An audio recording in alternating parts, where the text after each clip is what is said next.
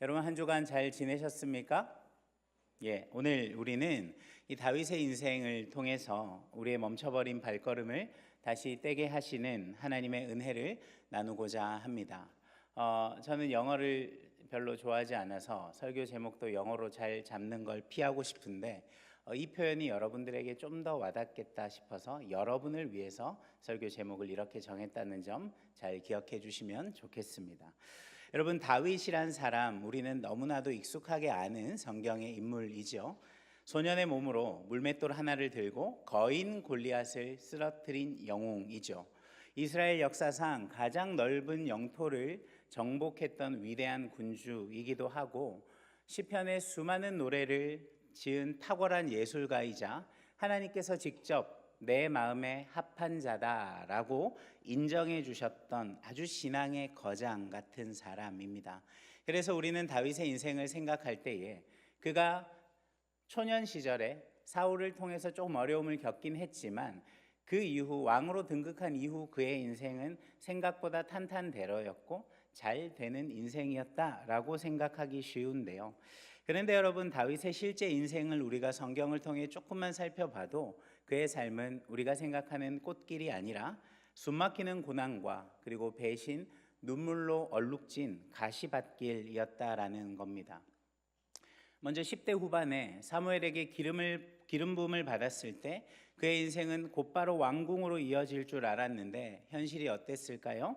사울 왕의 질투를 받아서 10년이 넘는 세월 동안 광야를 떠돌면서 도망자 신세로 살아야 했습니다. 살기 위해서 적국인 블레셋의 왕 앞에서 침을 질질 흘리면서 미치광이 흉내를 내야 하기도 했죠.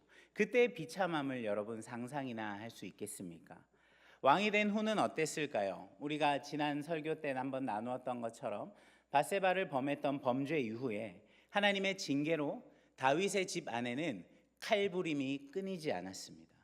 큰아들 암논이 이복누이를 범하는 끔찍한 일이 일어났고 셋째 아들 압살롬이 형을 죽이는 비극이 일어났습니다. 급기야 가장 사랑했던 아들 압살롬이 아버지를 죽이고 내가 왕이 되겠다라고 하면서 반란을 일으켰죠. 늙은 다윗은 맨발로 감람산을 오르면서 울며 도망쳐야 했습니다. 그 도망가는 길에 시므이라는 사람은 다윗을 향해 돌을 던지며 저주를 퍼부었고 다윗이 가장 신뢰했던 책사 아히도벨이란 사람마저 다윗에게 배신의 칼을 거두었습니다. 또 이 압살롬의 난이 진압되자 이번에는 세바라고 하는 다윗의 부하가 반란을 일으켰습니다. 여러분, 이것이요 성군 다윗의 인생 포트폴리오입니다. 쉴 새 없이 몰아치는 배신, 억울함, 또 자식을 잃은 슬픔, 이것이 그의 삶의 실체였다라는 거죠. 오늘 우리가 읽은 사무엘하 22장은 다윗이 그의 인생 중반에 아마도 학자들은 밧세바 사건을 범하기 이전, 그래서 주변 국가들과의 전쟁에서 승리해서 왕권이 견고해진 그 시점에 쓰인 것으로 추측하고 있습니다. 그런데 왜 사무엘서 저자는 이 다윗의 인생 중반의 고백을 사무엘하 하반절에 배치하고 있을까요? 분명히 이유가 있는 거죠. 바로 이어지는 23장에는 무슨 내용이 나오냐면 다윗의 유언이 나옵니다. 이제 죽음을 앞둔 다윗의 유언이 등장하는데 그 바로 직전에 이 내용이 곧 위치해 있다. 그것이 무엇을 의미하는 걸까요? 이 다윗의 22장의 고백은 그의 인생 전체를 관통하는 의미의 고백이 담겨 있다. 그리고 그것을 전달하기 위해서 저자는 의도적으로 이 글을 22장에 배치하고 있는 것이죠. 본문 5절과 6절을 통해서 다윗은 자신의 삶에 지나온 시간을 이렇게 회고합니다. 본문 5절 6절입니다. 사망의 물결이 나를 애우고 불의의 창수가 나를 두렵게 하였으며 스올의 줄이 나를 두르고 사망의 올무가 내게 이르렀도다. 여기서 창수가 무엇입니까? 거대한 홍수를 말합니다. 발목을 적시는 수준이 아니라 아주 거대한 파도가 머리 위를 덮쳐서 숨을 쉴 수 없을 것 같은 죽음의 위기, 그리고 스올이 뭡니까? 지옥을 얘기하는 건데 그 줄이 내 목을 조여오는 것 같은 절망 가운데 내가 평생을 살았다. 이스라엘의 왕으로 군림했었지만 늘 나의 인생은 그러했다라는 거죠. 그런데 여러분, 이 지독한 고난 속에서 다윗이 보여준 태도는 고난을 만났을 때 우리가 보여주는 것과 가장 중요하게 한 가지 차이점이 있습니다. 그것은 바로 다윗은 이런 고난과 문제들 앞에서 하나님 도대체 왜? 라는 질문을 하지 않았다라는 거죠.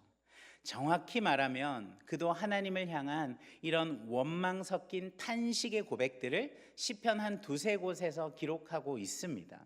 그런데 그 탄식들이 대부분 하나님을 향한 원망의 물음들, 왜 나에게 이런 고난을 주십니까? 에서 끝나는 것이 아니라 다윗의 탄식시 대부분은 어떻게 이어지냐면 그러나 라는 고백을 담고 있습니다. 하나님, 내가 이렇게 억울하고 내 삶에 찾아오는 고난들, 이해되지 않는 일들 때문에 내가 낙심하지만 그러나 하나님, 나는 하나님을 신뢰합니다. 그러나 나는 하나님을 찬양합니다. 라는 고백으로 끝을 맺고 있다라는 거죠.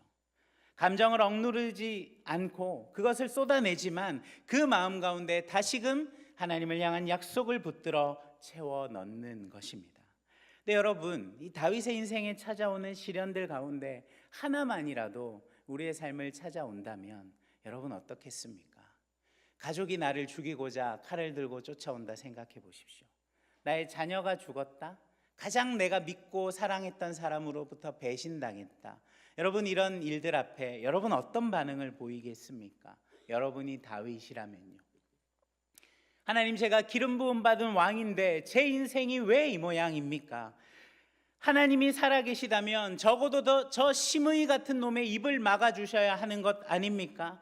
제가 아무리 죄를 지어도 그렇지 아들 한 명 데려가셨으면 됐지 하나님 어떻게 아들을 둘이나 잃도록 하시는 겁니까? 이렇게 외치고 탄식하지 않았겠느냐 하는 것입니다.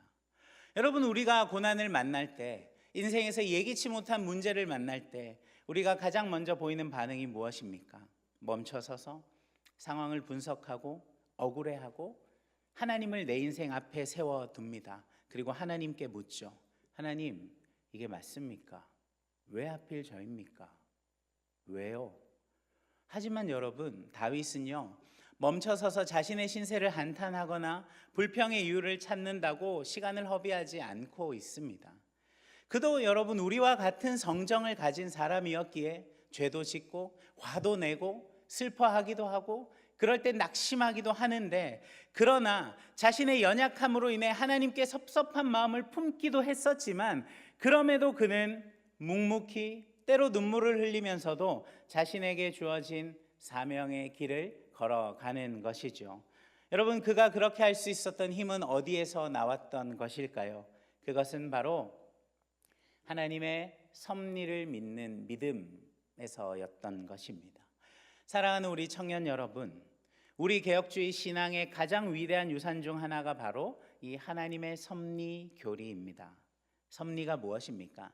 단순히 하나님의 세상을 만드시고 그냥 멀리서 팔짱 끼고 세상이 어떻게 되나 보자 구경하신다는 의미가 아니라, 그래서 이 하이델베르크 요리 문답이라고 하는 문답서는 하나님의 섭리를 이렇게 기록하고 있습니다. 잘 들어보십시오. 하나님의 섭리란 하나님의 전능하고 언제 어디서나 미치는 능력으로 하나님께서 마치 자신의 손으로 하듯이 하늘과 땅과 모든 피조물을 여전히 보존하고 다스리시는 것입니다. 그리하여 잎새와 풀, 비와 가뭄, 풍년과 흉년, 먹을 것과 마실 것, 건강과 질병, 부와 가난, 이 모든 것이 우연이 아니라 아버지와 같은 하나님의 손길로 우리에게 임합니다. 즉, 이 세상에 일어나는 모든 일 중에 우연은 없다라는 말입니다. 잎새 하나가 떨어지는 것, 밖에 저 은행잎이 저렇게 우수수 떨어지는 것, 참새 한 마리가 땅에 떨어지는 것도, 그리고 오늘 여러분이 겪고 있는 이해 못할 아픔과 때로 찾아오는 실패들조차도 하나님의 허락 없이는 일어날 수 없는 일이다라는 것이죠. 다윗은 이 섭리를 철저하게 믿는 사람이었습니다. 그래서 자신을 저주하던 시므이를 죽이겠다라고 나서는 자신의 부하였던 아비새를 향하여 다윗은 사무엘하 16장 11절에서 이렇게 말합니다. 여호와께서 그에게 명령하신 것이니 그가 저주하게 버려두라. 다윗은 자신에게 닥친 비극을 그저 재수없는 불행 정도로 보지 않았다라는 거죠. 그는 배후에 계신 하나님의 손길을 보고 있는 것입니다. 하나님이 지금 나를 낮추시는구나. 이 고난을 통해 하나님 내 안에 있는 많은 쓴뿌리들을 제거해 나가시는구나. 이 아픔은 나를 망하게 하는 것이 아니라 나를 진짜 왕으로 빚어가시는 하나님의 훈련이구나. 우리의 좁은 이성으로는 이 하나님의 섭리를 다 이해할 수 없죠. 과거 나치 수용소에서 가족을 잃고 홀로 살아남은 네덜란드 출신의 코리텐붐이라는 여사가 있습니다. 그녀는 자신의 삶과 하나님의 섭리를 이야기할 때 이 비유를 자주 들었는데, 그녀가 사람들 앞에 서서 이 자수의 뒷면을 많이 보여줬다라고 합니다. 자수를 해본 사람들 알 텐데 뒷면이 어떻습니까? 실들이 엉켜 있고 막 매듭이 지저분하고 색이 뒤섞여 있죠. 아무 모양도 알 수 없는 혼란 그 자체인데, 그것을 보면서 그녀가 이렇게 말하는 거죠. 우리가 보는 인생은 이 자수의 뒷면과 같습니다. 엉키고 설키고 혼란스러워 보이죠. 그리고 나서 자수를 뒤집어서 보여주면 그 앞에는 금색 실과 은색 실로 수놓은 아름다운 왕관 모양의 수가 놓여져 있습니다. 그리고 그녀는 이렇게 말한다고 하죠. 하지만 하나님은 이 앞면을 보고 계십니다. 하나님은 엉킨 실타래 같은 고난들을 사용하셔서 우리의 삶을 아름다운 왕관으로 빚어가고 계십니다. 사랑하는 여러분, 우리의 인생이 딱 그런 것 아닐까요? 혼란스럽고 때로는 엉망진창 같아 보이는 그런 삶에, 하지만 하나님은 우리의 인생 자수의 앞면을 보고 계시는 것이죠. 우리는 고통이라고 부르고 때로 실패라고 부르는 그 어두운 실들을 사용하셔서 하나님은 여러분이라는 인생을 통하여 예수 그리스도의 형상이라고 하는 아름다운 자수를 놓고 계시고 보고 계시는 것입니다. 사랑하는 여러분, 그렇기에 하나님의 섭리를 믿는다라는 것은 지금 내 삶에 일어나는 모든 상황들이 이해되어서 믿고 걸어가는 것이 아닙니다. 우리가 중요하게 인식해야 할 건 이겁니다. 우리는 내 삶에 일어나는 모든 문제들을 해석할 수도 없고 이해할 수도 없습니다. 그저 무엇입니까? 우리의 인생을 완전한 하나님의 섭리로 만드시고 이끌어 가시는 하나님을 신뢰하기에 이해할 수 없지만 우리의 삶을 걸어가는 것이죠. 어린 아이들과 길을 가다 보면 이게 무슨 말인지 정확히 이해할 수 있는데, 저희 막내가 이제 엄마 아빠 길을 가면서 단 한 번도 하지 않은 게 있습니다. 그게 뭘까요? 길을 가면서 아빠 이 길 맞아? 아빠 길 잘못 든 거 아니야? 지도 한번 다시 확인해 보는 게 어때? 아빠 이 길로 가면 유치원 못 갈 것 같은데, 이런 말을 단 한 번도 하지 않았습니다. 왜 그럴까요? 늘 엄마 아빠와 길을 가면 항상 목적지에 이른다는 것, 이 아이는 알고 있거든요. 때로 신이 나서 엄마 아빠보다 조금 앞서 가다가 한 번씩 뒤를 돌아보면 됩니다. 혹시나 내가 잘못 가고 있는 것 같으면 아빠가 거기 아니야, 앞으로 가야지 라고 이야기해 주면 되니까 말이죠. 사랑하는 여러분, 하나님은요, 하물며 이 인간 부모도 이 아이를 바른 길로 이끌어 가는데, 천지를 말씀으로 창조하신 전능하신 하나님은 어떻겠습니까? 우리의 눈에 보이지 않고 때로 이해되지 않는 모든 것들은 하나님은 이미 알고 계시고 하나님은 보고 계시다라는 것, 여러분 믿으시기 바랍니다. 내 눈에는 길이 안 보이지만 우리 하나님은 실수가 없으신 분이시죠. 그분은 악을 선으로 바꾸시고 합력하여 모든 것을 선으로 이루시는 분이다라는 것이죠. 그렇다면 이 절대적인 하나님의 섭리를 믿는 우리는 우리에게 주어진 삶을 어떻게 살아가야 합니까? 그것이 바로 오늘 설교의 제목처럼 Just keep going, 그냥 계속 묵묵히 걸어가는 것이죠. 그런데 여러분, 솔직히 여러분 안을 한번 들여다 보십시오. 우리는 너무나도 쉽게 멈춰서지 않습니까? 그리고 내 삶을 멈춰야만 하는, 뒤로 돌려야만 하는 합당한 핑계들을 계속 찾습니다. 하나님, 제 상황이 조금만 풀리면, 제 이 상황이 해결되면요, 제가 그때 예배 열심히 드리겠습니다. 하나님, 제 마음의 상처가 회복되지 않아서 제가 섬기고 봉사할 수가 없습니다. 가끔 이런 말도 듣습니다. 목사님, 제가 지금 하나님과의 관계가 멀어져 있는 것 같습니다. 그래서 이 관계를 회복하고 다시 섬김의 자리로 나아가야 할 것 같습니다. 여러분, 한 번 정도 이런 얘기 해본 적 있죠? 근데 여러분 잘 한번 생각해 보십시오. 이 얘기를 하는 나는 지금 하나님과의 관계가 멀어져 있는 상태에서 이런 결정을 내린 것인데, 과연 거기에는 하나님의 뜻이 많이 들어가 있을까요? 내 뜻이 많이 들어가 있을까요? 보통 이렇게 말하고 다시 그 자리로 돌아오는 사람 잘 못 봤습니다.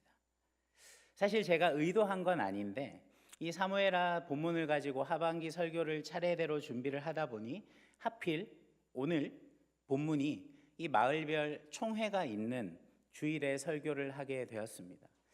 목사님이 오늘 맘먹고 이런 설교를 표적 설교로 준비한 건 아닌가 의심하지는 않기를 바랍니다. 그렇지만 굳이 해야 할 이야기를 피하지는 않겠습니다. 제가 서연교회 부임하고 이번이 벌써 4번째 보게 되는 이제 총회 현장인데, 항상 해마다 재밌는 걸 목격합니다. 보통 우리 교회 청년 공동체 총회는 2주간 진행됩니다. 첫 주에는 임시총회가 되죠. 후보를 추천하고 정관을 변경하기도 하고요. 그리고 다음 주 정기총회 때는 그 전주에 추대된 후보들을 선출하는 투표를 합니다. 그래서 임시총회 날만 되면 다들 어디 갔는지 마을 모임에 참석하는 인원이 현저하게 적습니다. 왜 그럴까요? 혹시라도 내가 눈에 띄어서 후보가 될까 봐. 여러분 웃지 마세요. 여러분 얘기예요. 이거 웃을 이야기가 아닙니다. 그리고 임시총회가 끝나고 나서, 그 모임이 끝나고 그 후보 명단에 내 이름이 없는 게 확인되면 다음 주 정기총회 때는 귀신같이 앉아 있습니다. 왜요? 구경해야 하니까요. 누가 임원이 돼서 1년 동안 또 고생을 하게 될지 구경해야 하니까요. 적어도 제가 본 지난 3번의 총회 풍경은 늘 이랬습니다. 믿음 마을은 성숙한 믿음 마을은 어떤지 모르겠지만 아마 비슷할걸요? 여러분, 하나만 여러분에게 묻고 싶습니다. 사랑하는 우리 청년 공동체 지체들, 이것이 예수님을 닮고 예수님을 따라 살겠다고 고백하는 청년들의 공동체가 맞습니까? 진짜 주님이 원하시는 교회의 모습이 이거 맞냐고 묻고 싶은 겁니다. 나는 못하겠는데 누군가가 또 한다 그러면 보고 평가는 하고 싶어요. 여러분, 제가 우리 청년 공동체 너무 폄하하고 있는 겁니까? 제가 잘못 본 것 치기를 바랍니다. 목사님, 저희 그렇지 않습니다. 왜 이렇게 저희를 수준 낮게 보십니까? 그러면 제가 사과하겠습니다. 그런데 여러분, 아마 우리의 모습 안에는 이런 태도들이 굉장히 많이 자주 보이고 있는 것 같다라는 거죠. 솔직하게 인정합시다. 우리 진짜 마음을 다해서 사랑하는 우리 서연의 청년 여러분, 우리 이제 이런 모습들 좀 내려놓을 수 있으면 좋겠어요. 예수님을 닮고 예수님의 제자로 살겠다는 사람들, 그렇다면 그 정도 품격 있는 신앙인으로 살아가면 좋겠어요. 여러분, 예수님의 삶이 무엇입니까? 예수님을 따르고자 할 때 여러분, 영화로우신 예수님, 무리를 걸으시고 죽은 자를 살리신 5,000명을 먹이신 능력의 예수님의 삶만을 생각합니까? 여러분, 예수 그리스도의 삶이 무엇입니까? 그분의 삶을 하나로 정리하면, 한마디로 정리하면 십자가입니다. 당신께서 지실 필요도 없는 죽음과 고통의 십자가를 대신 지기 위한 삶이셨던 거죠. 3년의 공생의 기간 동안 많은 이들로부터 비아냥을 받아야 했고, 시기와 질투를 받았고, 머리둘 곳 하나 없이 떠돌이 삶을 살아야 했습니다. 내가 삶을 다해 가르쳤던 제자들의 배신을 겪어야 했던 우리 주님, 인생의 대부분은 영광이 아니라 고난과 역경의 연속이었다라는 거죠. 예수님을 닮고 예수님의 삶을 따르겠다라고 우리가 고백할 때 여러분, 왜 이것은 기억하지 않습니까? 그렇기 때문에 우리의 삶에 찾아오는 고난 왜 안 되는 것입니까? 예수님을 따르는 삶에는 반드시 그 고난이, 그리고 헌신과 희생과 섬김이 무조건적으로 따라오는 건데요. 우리가 카페에서 옵션 메뉴 선택하듯이 나는 예수님을 따르겠지만 고난과 희생과 섬김은 빼고 싶습니다. 그건 여러분 예수님을 따르는 삶이 아닙니다. 가짜죠. 왜 고통의 면류관, 고난의 면류관은 우리는 피하면서 예수님의 영광만을 바라보고 그분이 주시는 복만을 누리고 싶어 하는 것입니까? 여러분, 우리 구주 예수 그리스도의 영광스러운 삶을 기억한다면 우리는 그분이 걸어가신 처절한 십자가를 기억하고 그 길도 따르겠다라는 각오와 결심이 필요한 것입니다. 우리의 삶 절대 꽃길이 아닙니다. 가시밭길, 그리고 때론 오르막과 내리막이 반복되는 그런 길 우리 걸어가게 될 겁니다. 여러분, 그때마다 주님 이 길 맞습니까? 주님 지금 뭐가 잘못된 것 같은데요? 주님 제 삶을 어떻게 이렇게 만들어 가실 수 있습니까? 이렇게 여러분 묻지 마십시오. 이런 상황과 문제들 때문에 주님 저는 할 수 없습니다. 핑계하지 마십시오.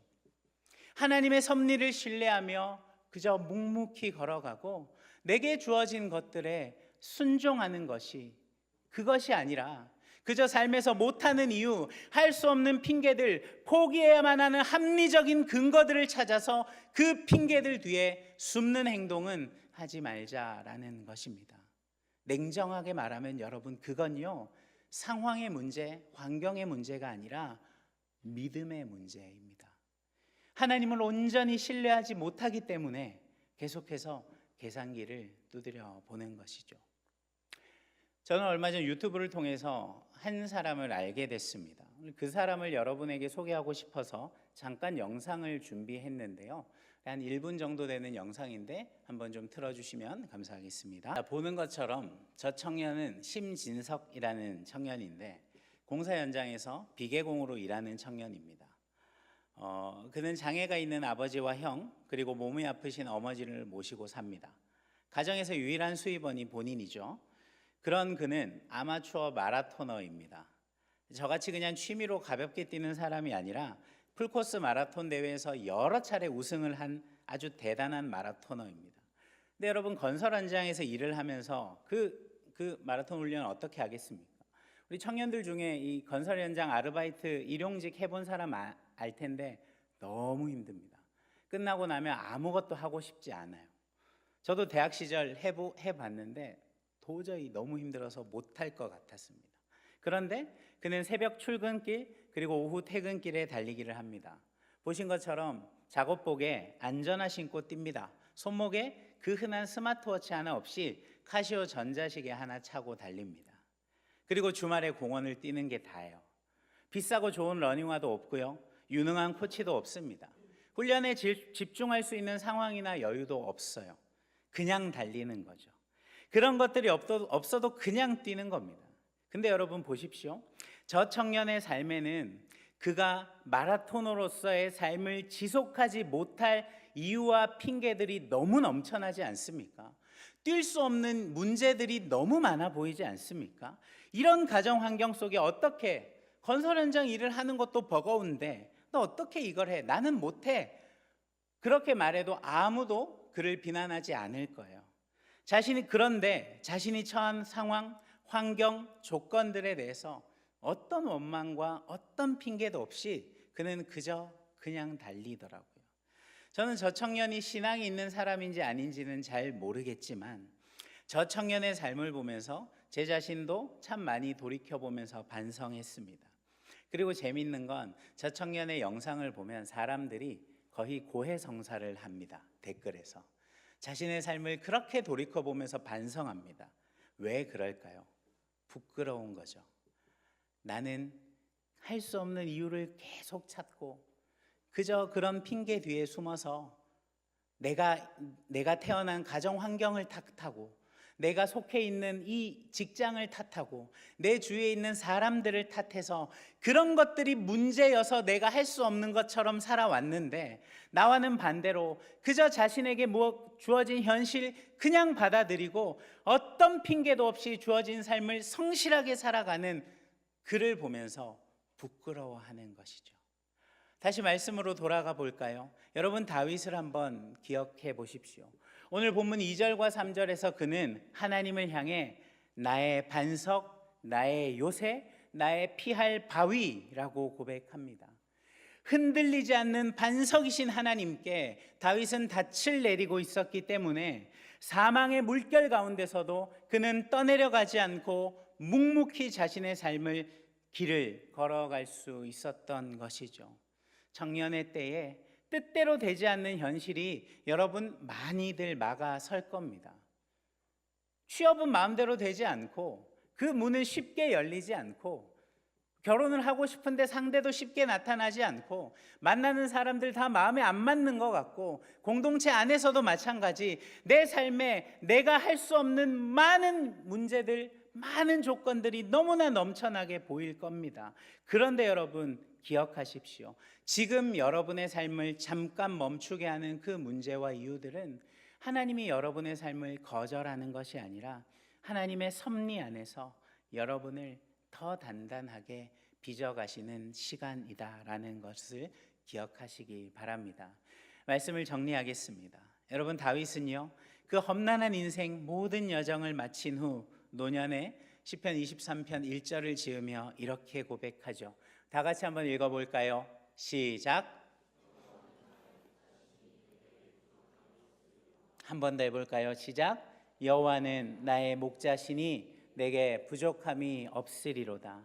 여러분, 이 고백은요, 우리에게 정말 아름답고 좋은 고백, 여유 넘치는 고백처럼 들리지만 내 인생이 늘 풍족했고 어려움이나 부족함이 없었다라는 뜻이 절대 아닙니다. 내가 사망의 음침한 골짜기를 수도 없이 지났지만 돌이켜보니 그 모든 순간에 하나님께서 나와 함께 하셨습니다. 하나님, 주의 지팡이와 막대기가 나를 안위하셨기에 내 인생에는 버려지는 순간들이 하나도 없었습니다. 그래서 내 삶은 부족함이 없었습니다. 다윗은 하나님의 섭리를 통과하여 이런 위대한 신앙의 고백을 하고 있는 것이죠. 사랑하는 우리 사연의 청년 여러분, 혹시 지금 우리의 인생이 꽉 막힌 것 같아 답답하십니까? 하나님이 나만 외면하시는 것 같은 마음에 서운함이 듭니까? 혹시 멈춰서서 주저앉고 싶은, 내가 합당하게 멈춰도 되는 수많은 이유들을 찾고 있지는 않습니까? 여러분, 그때 우리 오늘 말씀을 기억합시다. 안 될 이유, 멈춰야 할 이유를 찾지 마십시오. 우리의 좁은 시야로는 다 볼 수 없지만 우리를 장세전부터 택하시고 부르신 하나님의 선하신 섭리는 지금도 성실하게, 그리고 한치의 오차도 없이 여러분의 인생을 이끌어가고 있다라는 것을 믿으십시오. 우리가 해야 할 일은 무엇입니까? 지금 현재 나의 상황을 분석하고 한탄하는 것이 아니라 나의 목자 되신 주님의 섭리를 신뢰하며 오늘 내게 주어진 이 길을 묵묵히 걸어가는 것입니다. 때로 기도가 나오지 않으면 그냥 그 자리에서 주님의 이름을 부르십시오. 앞이 멀리 보이지 않으면 그냥 말씀의 등불 붙잡고 딱 한 걸음만 떼며 걸어가십시오. 포기하지 않고 just keep going. 계속해서 우리가 믿음으로 걸어갈 때 하나님께서 우리의 삶을 존귀하게 빚어가실 줄 믿습니다. 이번 한 주간 수만 가지 핑계 대신에 하나님의 섭리, 그것을 향한 믿음을 붙잡고 우리의 삶의 걸음 한 걸음씩 전진해 나아가는 우리 사랑하는 모든 서연의 청년들 되기를 주님의 이름으로 축원합니다.